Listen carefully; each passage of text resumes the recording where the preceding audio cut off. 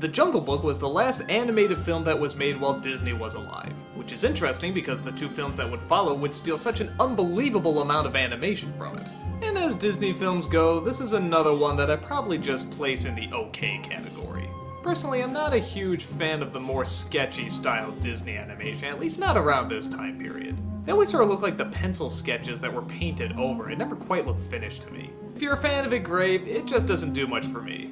But to each their own. How's the story? Well, based off of Rudyard Kipling's book, though very loosely. It follows the story of a little boy, or man cub as the animals call him, named Mowgli. He's raised by a pack of wolves, but suddenly his life is in danger when the evil tiger Shere Khan is coming to town. Shere Khan hates man, and the wolves know that he'll rip him to shreds if he ever finds him. So a panther named Bagheera takes Mowgli to the man village.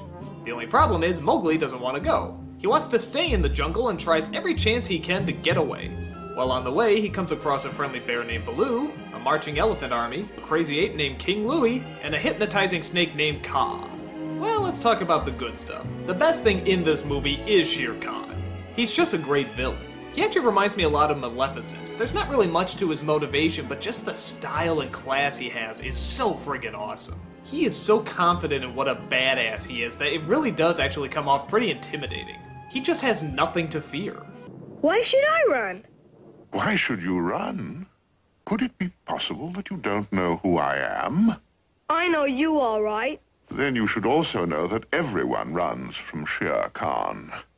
The snake Kaa, though not a main villain, is also pretty cool too. Some of the best parts of the movie are just all the jokes they can make with him and just how damn long he is. Don't take that the wrong way. The boy is okay. The other characters are okay. The songs are, you guessed it, okay. Actually, I take it back. The very last song that the girl sings while getting the water actually I think is a very nice tune. Till I'm grown, till I'm grown, I must go to fetch the water, till the day that I am grown. I'd like to hear somebody do a different version of it because it actually is a very soothing melody.